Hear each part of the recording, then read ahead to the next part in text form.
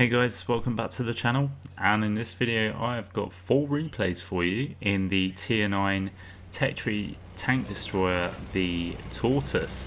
So the Tortoise is on the British tech tree line, and on the top right hand screen you can see what I run on equipment for this. So I run optics, caminet and gun rammer, and on the perks I run born leader, rapid reload, 6th sense, steady aim, situational awareness, trap mechanic, camouflage expertise, clutch braking and off-road driving. So yeah, the Tortoise, it's slow as hell. Probably the biggest negative impact on this tank is it's just very slow. However, the plus side of it is the DPM on this thing is absolutely insane, and when you get to the top gun, you can absolutely have a whale of a time with this tank in the right situation, which is very hit and miss. I mean, I've been playing this tank quite a lot recently because I've obviously been grinding towards the FE 215B 183, the Death Star, and obviously the Badger as well, because this tank runs off of, into both those tanks. So effectively you're grinding this twice, which, yeah, if you're not a fan of slow tanks, then you're not going to enjoy this. But like I say, with the downside of it being so slow comes the benefit of having the gun shred so much. And if I'm honest, you could probably think of worse tier 9s to play, i.e. sort of the Malshan, and probably the T95 as well. I haven't ground the T95 yet, so I couldn't quite possibly comment on if that's going to be worse than this tank or not, but I can just kind of assume it probably will be. But yeah, once you get into a position where you can start using your gun, it can start becoming, ridiculously fun. So yeah, that's what we've done. We've got up to here, and we are putting some shots into the Technodrome there that is down in the middle of the map. I should say we're on Fjords here, which again is not really an ideal map, I don't think, for this sort of tank, because you can sort of seen already it took us about 2.5 minutes to actually get to this position. So yeah, it's not fun when you're sort of playing these big corridor maps that, especially Fjords, when you've got to go up sort of the zero line to get round to the position where you can start doing damage. And the problem is with this tank in this current meta, I think it's even more of a struggle, because this current meta, to me, in my opinion, is all about fast tanks. It's all about sort of tanks being able to get to positions really quickly. So many tanks in the game that are just so much more mobile. And the problem is by the time you get to the area where you want to get to be able to think, right, I'm putting some damage now, the game's kind of gone. The damage disappeared and the position you get to is no longer viable, so you then have to push up and you're constantly playing catch up. Now the other downside I find with this tank is that big old cupola on the right hand side is like a giant weak spot basically, and in all fairness the front is itself questionable. The armour can hold up. Just depends, again, if you come up against players that know how to play against this tank, it's not going to be fun. And for me, the armour is very hit and miss. I find certain situations where I can make it work, and there's other situations where I just get butchered. And sort of some of the games that stand out for me is come up against E5s. E5 has got good DPM itself, and it just butchers, just absolutely butchers my cupola. But yeah, most things will go through this cupola. Now it does have 10 degrees of gun depression, which is good. So you can play ridge lines quite effectively, and I would use that gun depression as best you can, because when you use your gun depression, the front of the tank, the upper plate, starts angling upwards to a point where you are going to get a lot more, you're going to bounce a lot more shots. but like I say, if people are wise and clever enough, they'll just go for that cupola anyway, and they'll just pen it. So yeah, it's, I mean, this did have I can't remember if it had the cupola buff, but it did have the sides of the tank buffed. It had a bit of an armour buff, which did help, but again, not to a point where it was, I mean, look, that waffle just pokes out and just penetrates us quite easily. I'm not even sure if it went for our cupola or not, but like I say, it's something to be aware of with this tank. Now obviously I've put the clutch braking and off-road driving on to increase the mobility, to make the traverse a little bit more better, just so, you know, I can sort of maneuver the tank around a little bit better. It's not one of those that spins well on its axis like other TDs do, but yeah, it's just, again, it's just trying to make the mobility in the traverse as best as possible, because like I say, it does really suffer with mobility. So yeah, the Tortoise, I think, in this current meta, it's a difficult tank to master, I think, and get along with. But say that gun, I mean, you see the E50M back there, sort of, we managed to just take that guy out no problem. You know, I think we got the reload actually down to about 4.8 seconds, and that is phenomenal for a tier 9 that does, you know, just over 400 damage. It's just insane DPM. And like I say, if you get someone tracked, you can perma-track them and you just rip them apart. And that's one of the beauties of this tank, is it is very, very good at, you know, just absolutely obliterating tanks. But yeah, like I say, the biggest problem is getting there to do that. And some games you will find that it's kind of, you know, you look at the map selection that you get, you know, what's the other one, sort of thinking Half Your Pass is another map that I would absolutely despise playing with this tank, because it's just, you know, deep ridge lines, you know, sort of steep inclines, and a great big map to try and get around to get damage. So anyway, in Fjords in this game, we've not done too bad. It's a pretty even game actually, and I've decided that, you know, rather than sort of sit around and defend the base, which seems to be what my team are doing, I thought I would take the initiative and go and take the fight to artillery. Now you can see we loaded the HU and we're off at 526 on that arty, and I think he's just dunked himself into the water. So I'm going to try and see if I can finish him off. I just thought I would take the artillery out, and then it eases the pressure off of our guys that are defending the base. You can see they're quite static, so the last thing they want is artillery firing at them.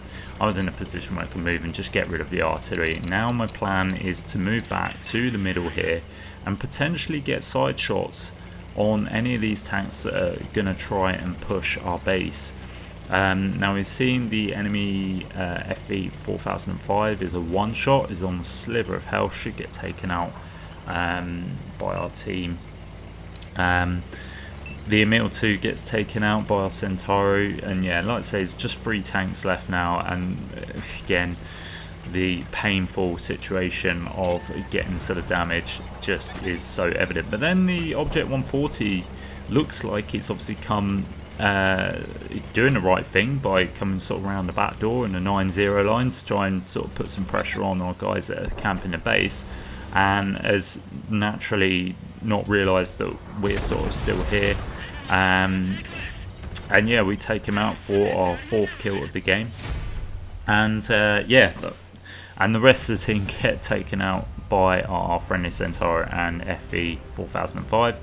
That brings a win to the first replay anyway, and we pick up 4 kills, 4.2k damage, and blocked 1050 as well, which is decent. Only picking up first class there, but like I say, it was an important replay to sort of just go over sort of the good and bad points about this tank, and also how much it struggles with inclines. So second replay here, we are on Nebelburg again, quite a large map. Not really a map I would pick for the Tortoise. I'm trying to think of maps actually where the Tortoise I think would shine. Serene Coast kind of comes to mind because it's sort of, that's a bit of a smaller map, but you've got those sort of, you've got that ridge on, if you're playing the North Spawn, where if you're playing the North Spawn, where you can sort of get to the right hand side with the ridge there, you can play sort of, you can get there quickly and you can sort of play hold down a little bit. You could also play over on the island as well on the left hand side. So small maps are sort of probably more better suited for the Tortoise rather than sort of these great big maps. But it is what it is. That's the map rotation for you, and we just have to sort of do the best we can and make the most of the situation that we're put in. So being on Nebelburg, we decided to play sort of the campy spawn, like traditional TD location where our friendly tank destroyer is up here. Kind of felt like pushing forwards just wasn't really the right option. I don't like sitting and camping. Like I say, the Tortoise for me, it's very love-hate. There's some games I can just feel like once I'm in the situation where I can get that gun just firing, it's so much fun. It's a fantastic tank in that situation, but it's the pain of just getting there is just horrendous. So here I just decided to take the more very passive approach. I've seen our left hand flank is non-existent basically, so that worries me a little bit. I can see all our tanks have sort of gone into the town, so I've decided to stay here because essentially my thought process is I can just play the defensive role. I can catch tanks out that decide to push this flank, that might potentially start getting shots into our heavy tanks that are in the middle here, and ultimately if they sort of come and push in on these tanks in the middle, they can then move around to the tanks that are in the town. So that's my plan, is to stay defensive. We get a shot into this object 140, we track him in place, but he does fix his track. We've only got one bit of damage so far, which was put in on that vigilante that came YOLOing in to kill our artillery. We don't have to worry about him now because he's been taken out by someone else early in the game, which is good because we don't want that sort of getting behind us. That'll just cause us all sorts of issues. So I'm just going to keep my eye on this left hand side. Now this is going to be quite a long drawn out game, but like I say, that's the sort of nature of the beast with the Tortoise. The games usually are quite long and drawn out, unless it's unless it's a team just completely sort of stomp you, and then it isn't. But we see his Tyrann and we get a nice blind kill again. Brilliant to take that tank out early because that's a dangerous tank, and if the Tyrann is firing heat, he's going to have no problem butchering us whatsoever. Try getting a shot on the object 140 that looks like he's now closing in on our position. He's doing the right thing. He's sort of pushing our position to try and light us up. We are getting targeted by something which I assume is in the middle or sort of left hand side. You can see where our gun is aiming in that sort of wooded area bit next to the middle. Now I'm unspotted, I'm going to turn my attention and I'm asking the bat to sort of stay with me because we could potentially get some shots into this object 140 if this 140 is pushing this position, which I assume he is. I may be wrong, may have just diverted underneath the ridge here and sort of focusing on tanks in the middle. So I'm just poking, but it looks like the 140 is actually underneath the ridge here and it's actually taken out our object 257, so he's put shots onto tanks in the middle. So he's kind of played the clever play a little bit. That also tells me that he might not have much support on this side, on this 9-0 line, because I would expect to sort of get shot by some tank destroyers or tanks that are camping in the back. But that doesn't seem to be the case, so I'm going to move back to where I was and I'm going to try and see if I can potentially get some shots into that object 140 that's down below. But then we see the QL here, which is making a move. Unfortunately, we hit the upper plate and bounce. Then I see the STI, which just gets into cover at the unfortunate moment I poke. We get a nice shot into the Wizzy. Now we're just we're trying not to expose too much of our tanks that don't particularly want to take a shot from the Wizzy. Unfortunately, we're just hitting sort of the front of his turret there. And the STI is out in the open, and we had a shot on him, but unfortunately he gets back into cover. It's one of those moments where as soon as they are exposed, we're reloaded. We take a pot shot blind there, just hoping that it'd be poked out. Now you can see the red team have started taking the advantage now and are actually one tank ahead, which I kind of suspected would happen with all of our team going to the right hand side. I kind of guessed that they would get flanked eventually, and I think they've probably got to the point now where they're sort of dealing with unspotted tanks at the back, so they're kind of pinned down. I'm going to turn my attention to the right here where this QL is now. It's taking a shot at our T114 bat. It seems to be focusing that guy, so that just allows me to get some shots in and get any fires. I'm going to try and see if I can track him in place here, which I do.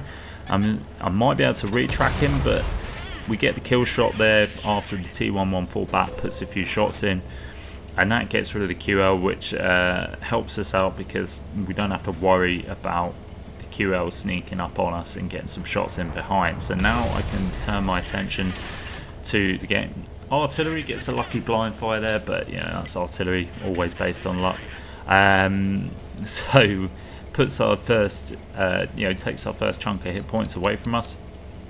But not to worry, we are just going to sort of come back here and see if we can find or catch out any tanks that decide to move over this position. Now I see the T114 bat making a move, and I've decided I'm going to push up,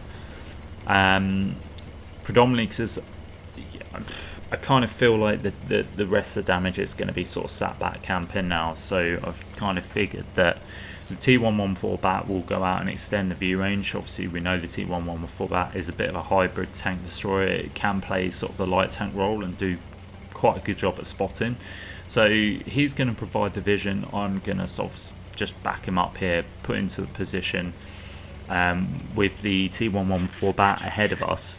It kind of clears the path of knowing if there is anything in front. If he starts getting shot at, then I know there's going to be stuff back there, and I know sort of to proceed with caution or not proceed at all. But fact is, not come across anything as of yet, so that says to me I can now move into a position and try and help him out. So we're going to move up and, like I say, support the T114 bat. Now I have a funny feeling that all the tanks are going to be sat on the back ridge there, sort of J3, J4, 0, where we're being pinged, and we can see one heavy is sort of showing himself there. Both heavies actually, which are one's been taken out by the bat, and so make our way into the middle here and try and see if we can get some shots off. So we've got a light tank still alive on the right hand side. I'm kind of hoping that the light tank will do us a favour and sort of spot the remaining tanks up so we can get some more damage out of this game. It's been quite a long-winded game, to be fair. Not much has really happened, but again, that's the plight of the Tortoise, really. It's just so slow. But we do spot artillery here, and we can start paying him some retribution for putting a shot into us earlier. Unfortunately, that HE shell just hits his gun, and it just does, just hits a mantlet. But then we get a shot through his structure, putting him down to a one shot of 16 hit points. The Hesh is brilliant. Again, for lightly armoured targets, you can kind of just load it straight away. You may want to actually load a few more HE shells because that really good reload doesn't take long to switch between both rounds. So if you do see sort of a lightly armoured target, it's got plenty of hit points, you just go for it. Just switch quickly and fire away, and you'll increase your damage output. So the T-30 gets taken out, so all that's left is the one-shot artillery, and then we see the waffle. Can we get a shot on the waffle? We can see his turret, and there we go, we get a shot through. One thing also to note is this gun can be slightly trolly as we pick up the kill there. Now, can we get a kill on artillery? We can't. The bat manages to pick it up. there we go, we get 4.1k damage with 3 kills. Like I say, that was a game of patience, a game that needed sort of, yeah, just some persistence really, and we pick up 3 kills in the process. And let's say it's one of those where the damage came at the start and at the end. Middle was kind of boring, to be fair, so apologies if you fell asleep halfway through. Playing the game was equally as painful and sort of quite a snooze fest, to be fair. But like I say, if you get into that position where you can farm, it does become fun. And hopefully that's what we're getting in this replay, where we are on Kasserine here. We're actually bottom tier. So what we're going to do with Kasserine, again, it's a great big map, so it's not overly favourable for us. I'd say we would prefer sort of a bit of a smaller map where we can, you know, a few ridge lines where we can get hold down. But again, we'll make the most of it, and we're going to just press up into the middle. Hopefully our light tanks can spot some tanks over in the ridges on the other side, and then we can start putting some damage in and seeing what we can do to get the win for this game. So you can see our light tanks pushing quite aggressively up to sort of where the ridge lines, where you would expect to see some enemy tanks pushing on the other side. We've also got our other light tank pushing the right hand flank here, really sort of pushing over into K1, K2, which is good because that will light up the K line where there's always inevitably some tank destroyers sitting or some enemy tanks. The T100 has lit up a heavy tank, but unfortunately T100 looks like he's getting shot at by the Vigilante. So you need to bear in mind that Vigilante is floating about somewhere. We don't want to get lit up by the Vigilante. I'm not worried about the Vigilante penning us, just more spotting us up, and then we get sort of shot at by tank destroyers from the other side. So we're just paying attention. We see his T-54 lightweight's actually coming up onto the high ground here, and it looks like he's going to try and attempt to take out our T-100. Now we do get a shot on his track, tracking him in place. We hit him again, didn't quite track him that time. Can we squeeze in another shot? We can. We get the kill shot there, taking that T-54 lightweight, which is decent because actually means that's another tank destroyer out the game that we don't have to worry about. Isn't going to spot us up, and also keeps our light tank in the game. So hopefully you can sort of still keep extending the vision. Now I see some tanks coming through the middle there, and so what I'm going to do, I'm going to try and move over to the left and see if I can potentially get some shots in. And then I see this E5 and Object 268 across the way, so I'm just keeping an eye on them just to see if I can potentially get some shots into the side of those tanks. But I'm also thinking I might be able to get some shots in tanks that are in the valley. But then I've decided I'm going to move around and see if I can get a shot on the E5, who's actually giving us the side of his turret there. So I can sort of penetrate the side of the turret of the E5. Still there, giving us the side of his turret, so we're going to not hesitate to punch through the side of that with our rounds. So Tortoise does have pretty good penetration, to be fair. Then the Object 268 decides he's going to sort of give us the side of his tank. We actually get one into his Armour there, and I'm going to try and aim for the same spot. And there we go, we get the Armour picking up our second kill. We get 800 hit points out of that, which is really nice. Also taking out a very dangerous TD there. And like I say, there's the, you know, that's the effect of the decent reload there when tanks have sort of busted their Armour rack if they haven't quite sort of noticed that they need to sort of fix that yet. Gives you the opportunity in a couple of seconds to get a shot into the same area and taking out his Armour rack. So yeah, the E5 then gets taken up by our artillery. We're up to 3k damage here, which is pretty nice. There's still lots of damage left in the game. It's just a question of whether we can get there or not. And again, also need to sort of be careful how far I push. I don't want to push into an area where I'm potentially in a crossfire. And that's the other thing with the Tortoise, is it needs careful planning when you're sort of advancing. You need to kind of be aware as to where tanks are, which isn't too much of a problem, because when you're this slow, personally for me, I find slow tanks like this gives you a lot more time to think, to look at the mini-map, to prep, and to strategize. So I kind of have a rough idea of where the enemy tanks are going to be. We see the Vigilante here. I'm going to waste no time trying to get some shots into the Vigilante, because that is a tank I definitely want to take out. Unfortunately, we do miss the first shot, but he's coming up there and we might be able to get a shot in. We do low roll, unfortunately, but he, track him in place and he gets taken up by the E100. So we've taken out more, or pretty much all of their vision. We get a shot into the M46 there, taking out the M46 for our third kill.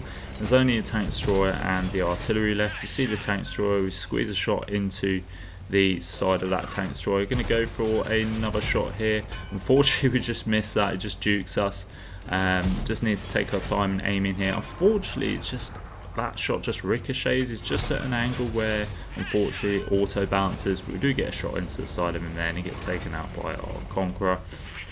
And then the artillery gets taken out by a friendly Centurion 7-1. That brings an end to the replays. So a bit of a quicker replay there, which is nice. We get the game over and done with. We come up with 3 kills, 4.5k damage. Should give a big shout out there to the player in shame who got 7k in the Ho-Ri. Shout out to him. He had a brilliant game in that tank. Surprised he came third, to be honest, and not higher up, but yeah, good game on his part.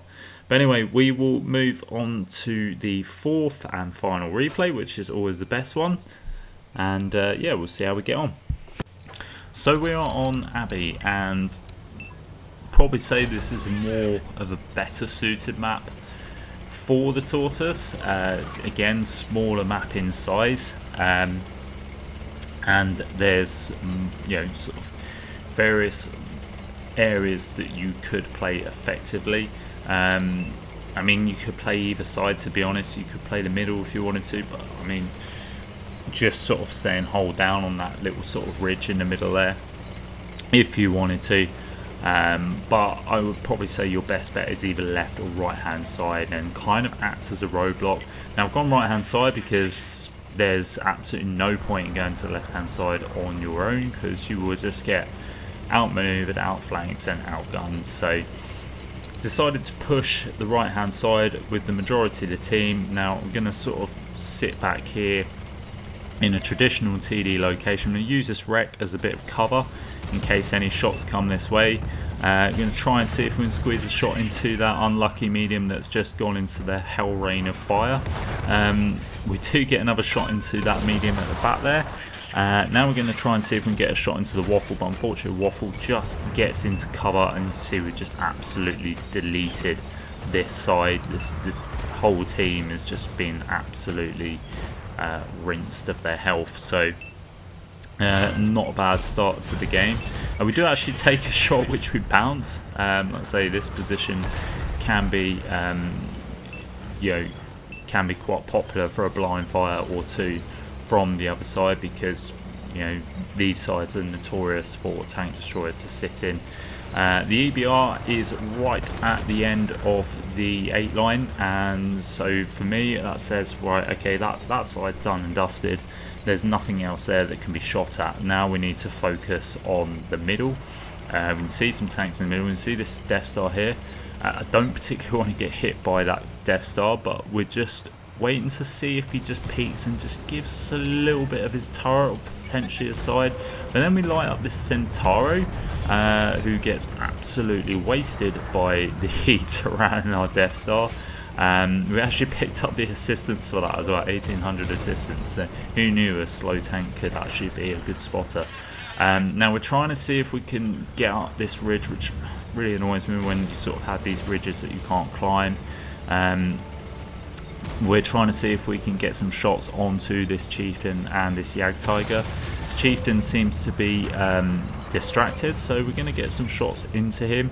I think his buddy's actually running in the artillery, which is why I'm being focused by artillery as well.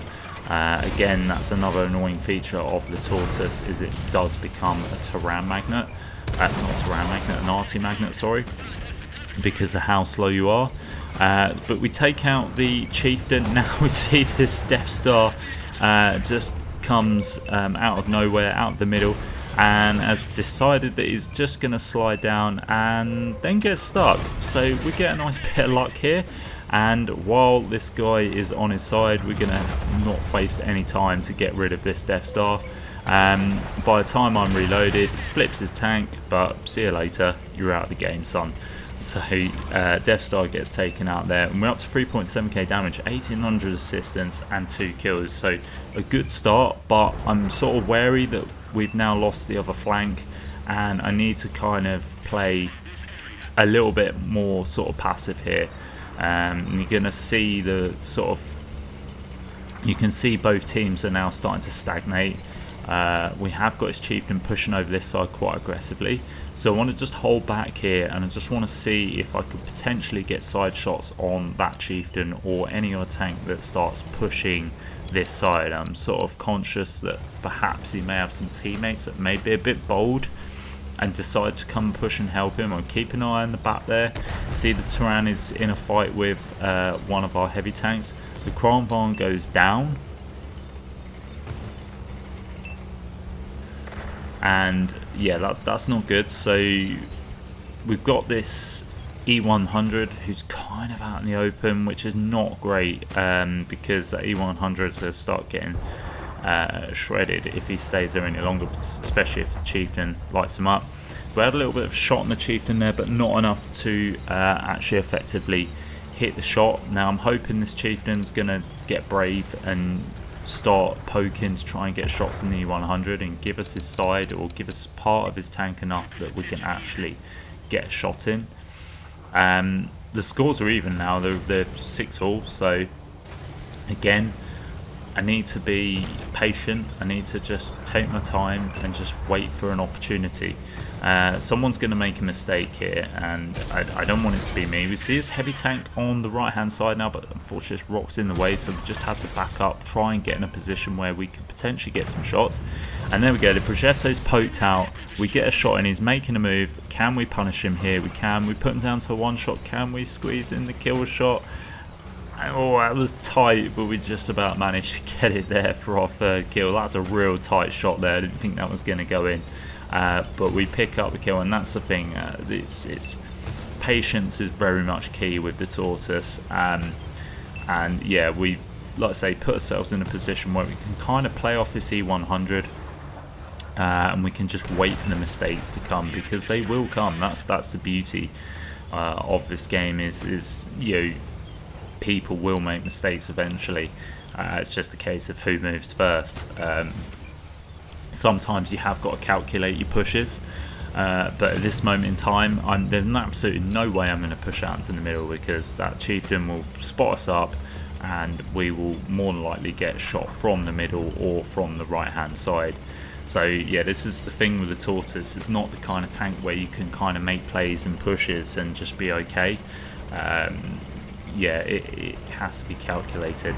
But what I'm going to do is, I'm kind of feeling like that chieftain just isn't going to play ball. So my play right now is to move in here and try and squeeze the Tyrann a little bit. So yeah, what we're talking about, sort of taking calculated risks. Weighed up the options. Initially I was going to put, yeah, I was going to try and see if we could take out the waffle, but the Tyrann has managed to do that. So now it's case that Tyrann is going to be pincered by that Tyrann. So for me, I feel like this is the right time to push in and try and see if we can take out this Tyrann. Now I'm going to get out spotted naturally. Unfortunate problem I've got now is I'm in a crossfire because I'm being pincered by this T114 bat. Now fortunately he's firing HE and he's just fired all 3 shots. Now I'm going to turn my attention, because I know the T114 bat is on reload.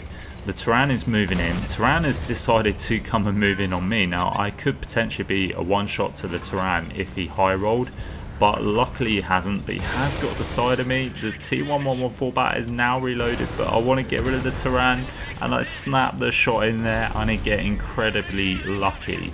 Now this is a calculated risk that did end up paying off eventually, but may have gone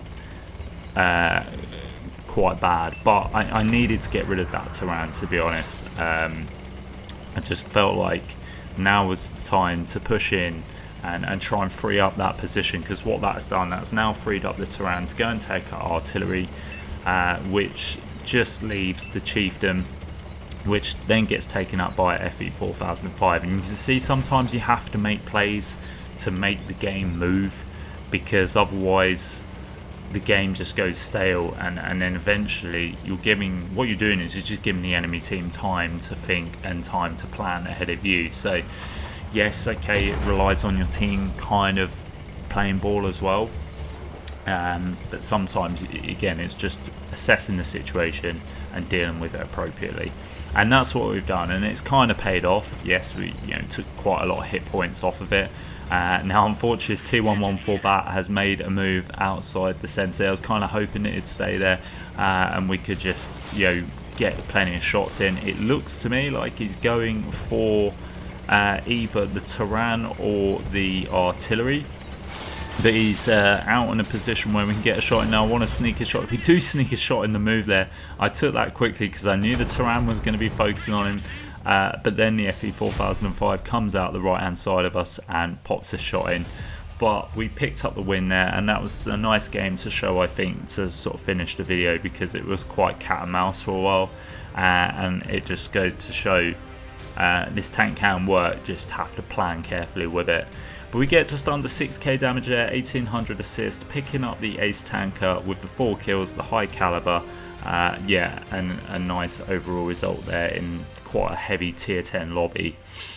So there we go, that is it for the video, guys, and that is it for the Tortoise. So yeah, I hope you enjoyed the video. If you did, please feel free to like and subscribe. It does help the channel.